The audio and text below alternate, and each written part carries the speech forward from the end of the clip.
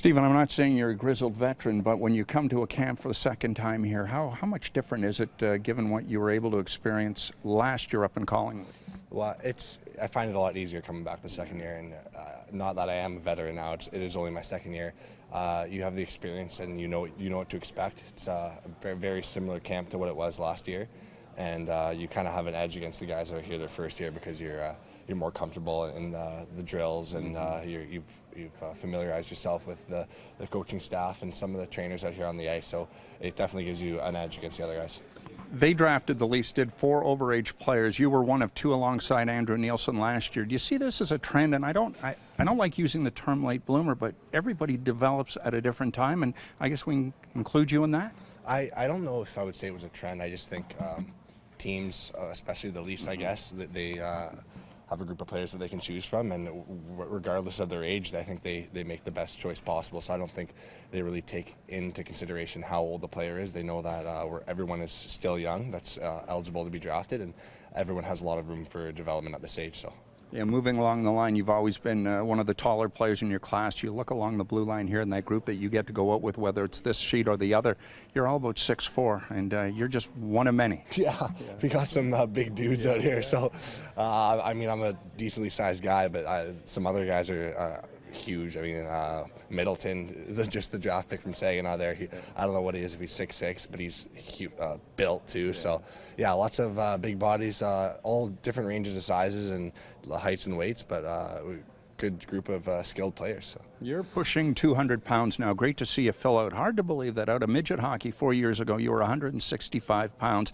I know you've talked about your mom's cooking and everything else, but what's gone into it the last 4 years here as you get up to snuff to play pro hockey? Actually, I've passed 200 now. I'm at 207 at the camp. So, yeah, so that's been a big thing for me. I'm a pretty slim-built guy. I've been putting on weight is not very easy for me. I do eat as much as I can, and I've been in the gym a lot this summer with some great trainers there at the Mastercard Center with the Leafs organization, and they've really been helping me. They know that my goal is to put on weight, and in a good way, muscle-wise, not fat-wise. So they've really helped me there, and I'm just pushing myself as much as I can off the ice to ultimately help me on the ice. Take us back to the spring of 2015, late May, late June.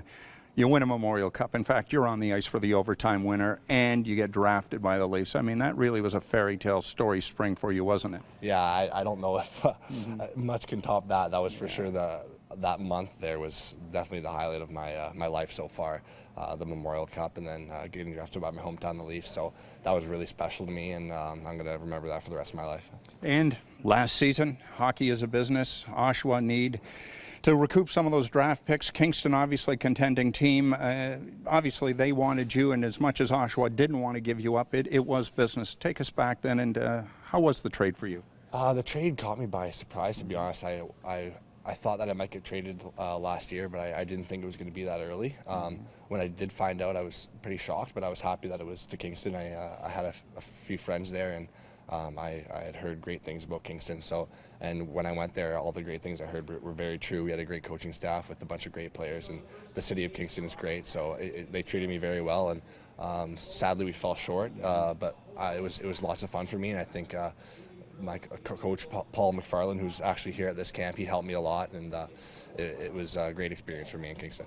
And you get a chance to join the Marlies for a little bit as one of the aces. What was that experience like for you? Hang around Rico, get to skate a little bit, and just sort of get a sense of what pro hockey might be like for you in the future. Yeah, that was good. I mean, I didn't get to play in a game, which was a bit unfortunate, but I was happy to be there for the 2 weeks that I was there, and every morning I got to work out with the staff and get on the ice every day, and it was cool to be around some of the Marley guys and see what they kind of do, and it was good to build a relationship with some of the coaches and the staff there with the Marlies, and like you said, get into the Rico and kind of get familiar with the atmosphere there, and go and actually watch some games, sit up in the box for a few games. That was really cool too. So hopefully that's my goal, is to make the Marlies, but that's my next goal, and the sooner I can do that, the better. So.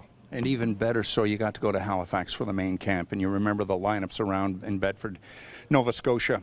Did you get the idea that going up against some of these seasoned pros, that the importance of getting in the gym and continuing to get bigger and stronger, and how important that is going to be as you move forward this fall? Yeah, for sure. When you're in the room with the NHL guys, you see how big and strong they are, and they're not kids, they're men. So it really makes you realize that if that's where you want to be, that's what you got to get to. So that's what I've taken from going in the gym and all that stuff that comes with not the on-ice stuff.